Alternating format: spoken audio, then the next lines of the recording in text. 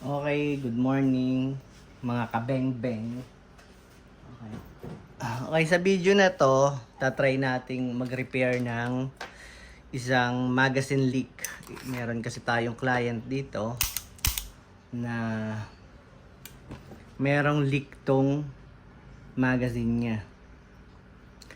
Yung unit niya is may isang taon na rin siguro to.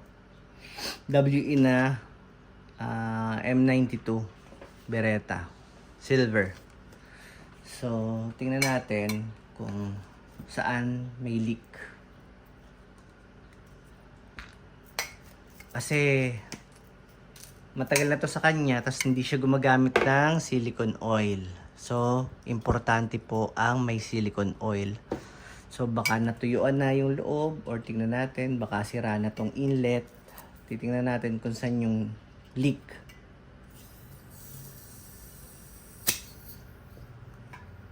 Ayun.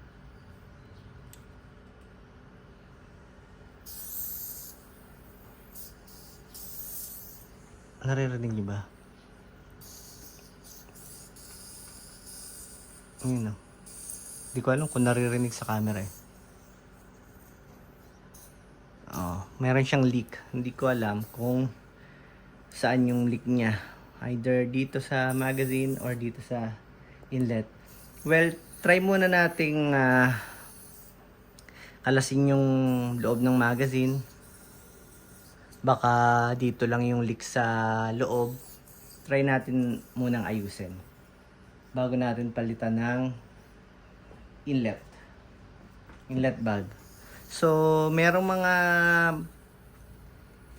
unit, yung mga magazine nila, meron lang tornilyo dito. Tatanggalin mo lang yon para matanggal mo to. Meron lang siyang lock, tapos may isang screw. Itong M92, tanggalin muna natin yung gas. Itong M92,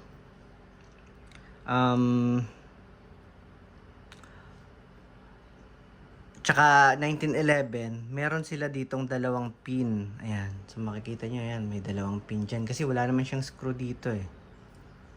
So makikita nyo, yung isa medyo flat.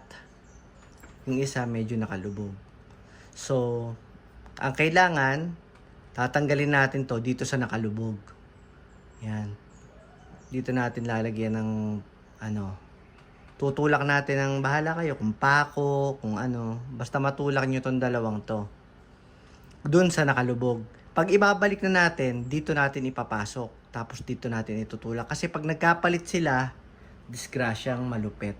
Disgrasyang malala.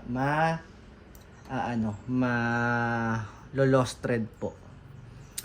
Yung kasing may-ari nito, hindi siya gumagamit ng silicone oil. Nagmagaling. Ang ginagamit niya, WD-40. Hindi po pwedeng WD-40 kasi yun po ay nakaka-deform ng mga o-ring, try natin pukpukin. Hopefully lumabas. Yun.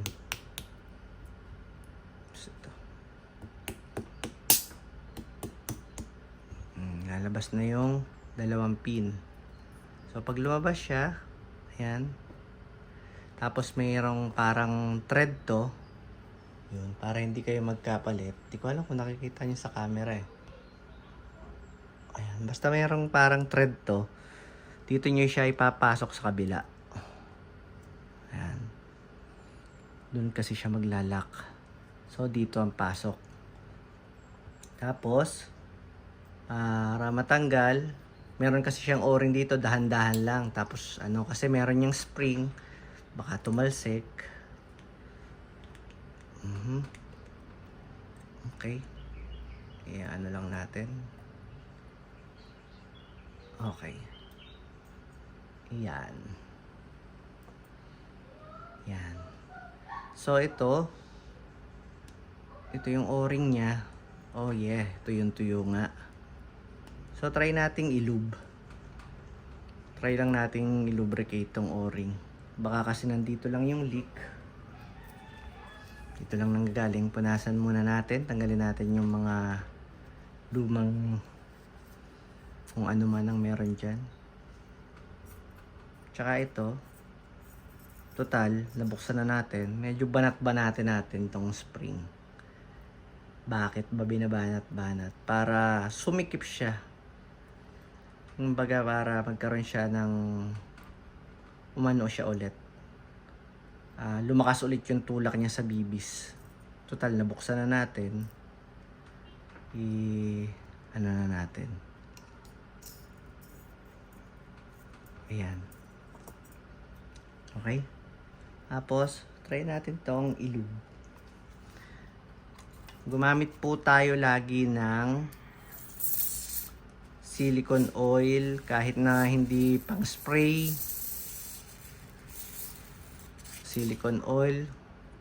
Lagi po dapat lubricated yung mga o-ring natin. Yan. Kasi ginamit niya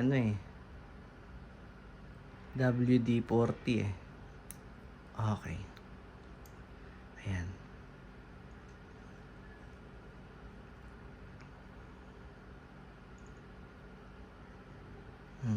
So, balik ulit natin doon.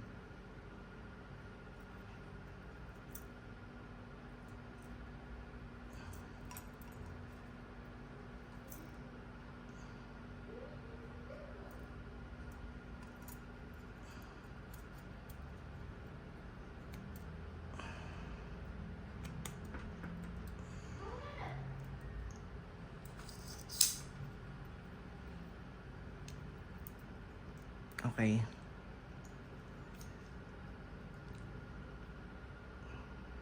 So, dito naman yung pasok natin.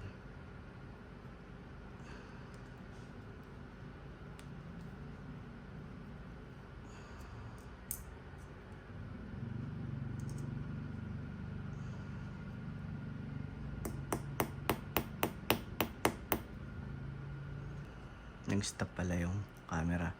Anyway, ngayon, pagka nakita nyo pumasok na, wala na kayong nasasalat dito, ayan, pwede na nating lagyan ng gas.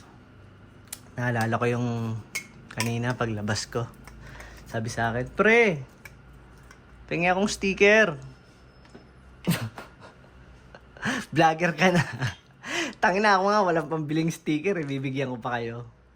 Ayan, sana maayos natin. Hopefully, maging okay para hindi na tayo magpalit ng inlet valve. Alam niyo ba kung magkano tong maliit na to? 400 pesos itong punyetang barbula na to. Ang liit-liit ang mahal-mahal. So sana hindi na tayo magpalit nun.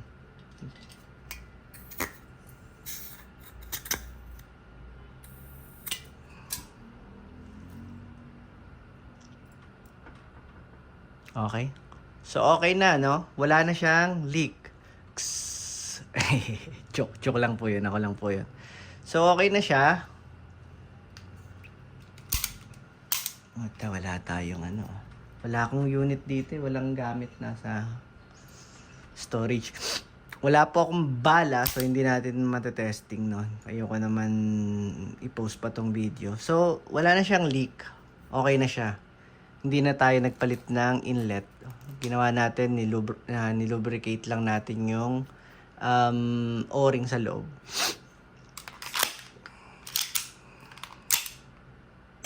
Okay. Okay na to, sir. Sana may natutunan kayo sa akin. Maraming salamat po.